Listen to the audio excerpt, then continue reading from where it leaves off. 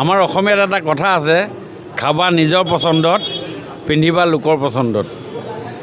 আৰু আজি মই ডিব্ৰুগড়ৰ পৰা গুৱাহাটীলৈ গৈ থকা অৱস্থাত আজি বোকাখাটৰ গজৰাজ হোটেলত সোমাই আজি লাষ্ট মোৰ 50 বছৰৰ যি অভিজ্ঞতা, এই দোকানত মই সদায় পুৰি খাওঁ, সদায় আহোঁ, যেতিয়া গাড়ীত আহোঁ মই ইয়াত পুৰি খাওঁ। আজিও এইটো কোনো ব্যতিক্ৰম হোৱা নাই, এটা গতানুগতিক ধাৰা হিচাপে আহিলোঁ, আহি পুৰি আৰু পেৰা খালোঁ। এইটো এটা সমন্বয়, এটা প্ৰতীক হৈছে। আমি সদায় এই যে আমাৰ প্ৰত্যেকখন জিলাৰ লগত আমাৰ যে ভাতৃত্ববোধ, আৰু আমি সদায় যে আমাৰ আহোঁতে যাওঁতে আমি ইয়াত সোমাই খাই যাওঁ, প্ৰত্যেকৰে নিজৰ নিজৰ এটা পচন্দৰ জেগা থাকে। প্ৰত্যেকখন হোটেলত বা প্ৰত্যেকত এটা পচন্দৰ জেগা থাকে। আমি যিবিলাক মানুহে অহা যোৱা কৰোঁ, যাত্ৰাৰ পথত সদায় আমাৰ গতিবিধি বেছি হয়, তেতিয়া আমাৰ এনেকুৱা ধৰণে আমি কিছুমান চিন্তা চৰ্চা কৰোঁ, আৰু সেই ডেষ্টিনেশ্যনত যেতিয়া আমি আৰম্ভ কৰোঁ, নেক্সট আমাৰ ষ্টপেজটোৰ কথা আমি এটা কাল্পনিক চিন্তা কিছুমান কৰি আহোঁ। ইয়াৰ পৰা যাম, গৈ আছোঁ, যোৰহাট পালোঁ, বোকাখাটত গৈ পেৰা খাম, পুৰি খাম, কেনেকৈ খাম, পুৰিটো গৰম পুৰি খাম নে ঠাণ্ডা পুৰি খাম, ইত্যাদি বহুত ধৰণৰ কথা চিন্তা চৰ্চা কৰি আমি নিজৰ লক্ষ্যত উপনীত হওঁ। আজি আপোনালোকৰ জৰিয়তে আগন্তুক ইংৰাজী নতুন বছৰ ওচৰত মই হয়তো বোকাখাটবাসী ৰাইজক আৰু অসমবাসী ৰাইজক মোৰ ফালৰ পৰা শুভেচ্ছা জ্ঞাপন কৰিছোঁ। শক্তি বিভাগ এটা যথেষ্ট ৰাইজৰ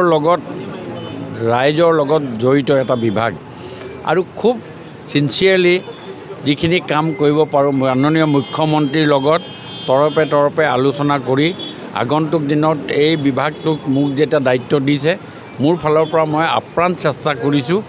আৰু এই আজি কেইটামান দিনে হৈছে, মই খুব ভালকৈ মই কৰিবলৈ আশা কৰিছোঁ, যাতে খুব ভাল হয় আৰু ৰাইজৰ যাতে অসুবিধা নহয়।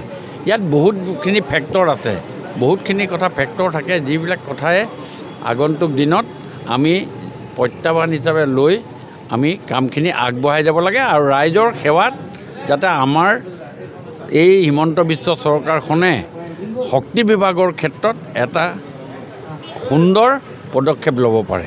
এই স্মাৰ্ট মিটাৰৰ বিষয়টো আগতে মাননীয় মুখ্যমন্ত্ৰী মহোদয়ে গোটেইখিনি কথা কৈছে।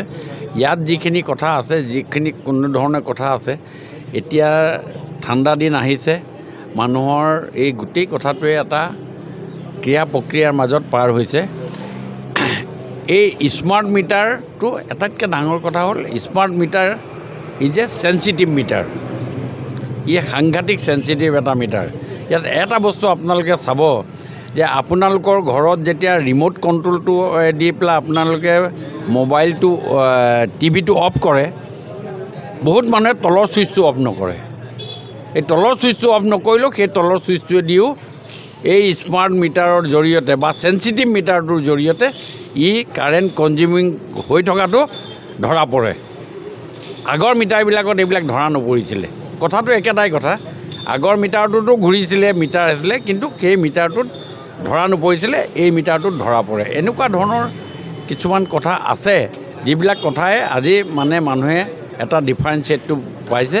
আমি সকলোখিনি কথা সুন্দৰভাৱে উপলব্ধি কৰাৰ কাৰণে আমি চিন্তা চৰ্চা কৰিছোঁ। হয়, আমিতো আমাৰ পলিচিও আছে, এইটো চৰকাৰী কাৰ্যালয়বিলাকত কৰিব লাগিব।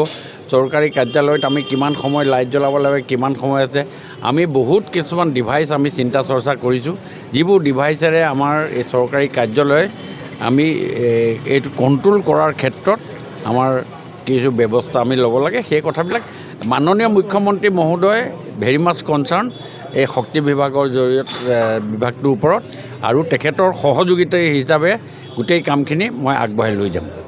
নিউজ 12 অসম নৰ্থ ইষ্ট, যাত্ৰা আমাৰ অবিৰত, সংকল্প অপ্ৰতিৰোধ্য।